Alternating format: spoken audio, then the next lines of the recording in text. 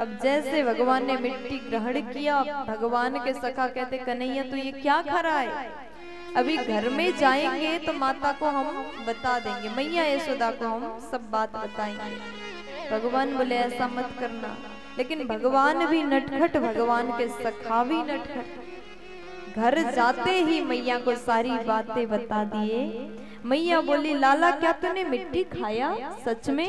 भगवान बोले मैंने बिल्कुल नहीं खाया, आपको मुझ पर भरोसा नहीं है क्या?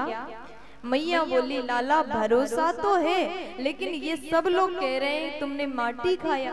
भगवान बोले ये सब झूठ बोल रहे हैं, अगर विश्वास नहीं हो तुम मेरे मुख में देख लो, आपको अगर प्रमाण चाहिए तो भी मैं देने को तैयार हूं।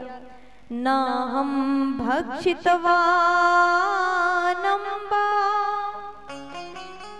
सर्वे मिथ्याभिशंसिनः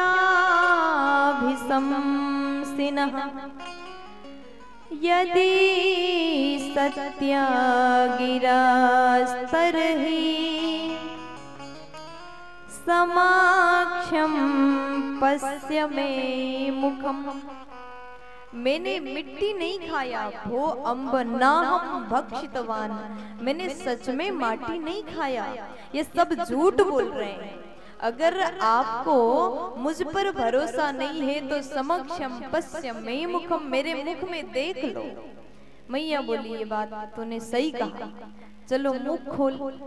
भगवान ने जैसे अपने मुख को खोल दिया, मैया देखने लगी, तो मैया जैसे गौर से देखी तो भगवान के मुख के भीतर संपूर्ण ब्रह्मांड का दर्शन हो जाता है। ब्रह्मांड है, बड़े बड़े वृक्ष हैं, बड़े बड़े नदियां हैं, भगवान के मुख के भीतर ही गोकुल है, नंद भवन है, और नंद भवन के आंगन में स्वयं यशोदा ने अपने आप को प्रभु के भीतर पा लिया, दर्शन कर लिया। देख करके आज यशोदा जी मूर्छित हो जाते हैं, सोच में डूब जाती हैं, अब कुछ शुद्ध नहीं रहा, मूर्छित होकर के जमीन में गिर गई। तो भगवान ने विचार किया अब तो मेरी माँ को पता चला कि मैं कोई साधारण बालक नहीं, मैं भगवान हूँ, पता चल गया, अब क्या किया जाए। तो भगवान के पास एक शक्ति है जो तुरंत काम करता है। देखो भगवान किसी के सामने एक बार अगर मुस्कुरा दे तो सामने वाला सब कुछ भूल जाता है, क्योंकि उनका मुस्कान बहुत प्यारी है।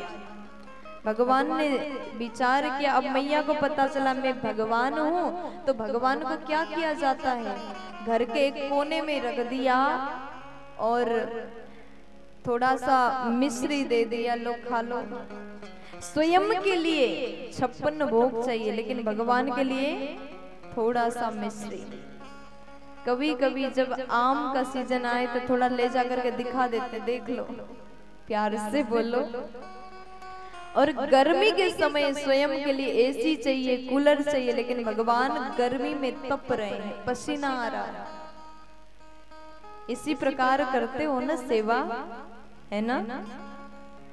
देखो आप अपने घर में भगवान का सेवा करते हैं, आपके पास में जैसा व्यवस्था है, जो व्यवस्था आप अपने लिए करते वो व्यवस्था उनके लिए भी करो। जब आप भगवान से भाव से जुड़ोगे, भक्ति से जुड़ोगे, प्रेम से जुड़ोगे, तो भगवान आपसे जल्दी प्रसन्न हो जाएंगे। लेकिन हमने कभी ये सोचा ही नहीं। अपने लिए अच्छा भोजन चाहिए, अपने लिए सुंदर कमरा चाहिए, लेकिन भगवान के लिए कोई व्यवस्था नहीं। जिस प्रकार आप अपने बेटा से प्रेम करते हो, आपको लगता है कि कहीं मेरे बेटा को धूप नहीं लग रहा हो, मेरे बेटा को गर्मी लग रहा होगा, ठंडी लग रहा होगा, भूख लग रही होगी, जैसा आप अपने बच्चों के लिए सोचते हो, अगर वो भाव भगवान के प्रति होने लग जाए तो समझ जाना कि आप एक सिद्ध कोटि के भक्त बन गए। इसी को भक्ति कहते हैं। आपको वेद के मंत्र नहीं आते, संस्कृत के श्लोक आपसे बोला नहीं जाता, आपको अर्थ नहीं पता, उच्चारण नहीं हो सकता, कोई बात नहीं, लेकिन आपके पास में केवल सुंदर पवित्र भाव है, तो भगवान के लिए वही निर्मल भाव स्वीकार है। प्यार से बोलो, मस्ती में बोल दो ना। तो आज बड़े भाव से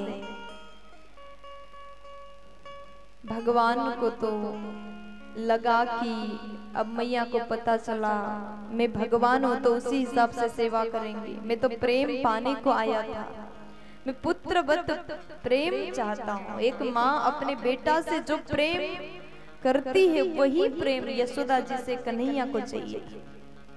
तो भगवान ने मुस्कुराया, मैया को देखा और मुस्कुरा दिया। जब एक बार कन्हैया मुस्काए, मैया सारी बातें भूल जाती है। भगवान ने अपने मुखमंडल में क्या दर्शन कराया सब भूल गई, अब बेटा की तरह प्रेम करने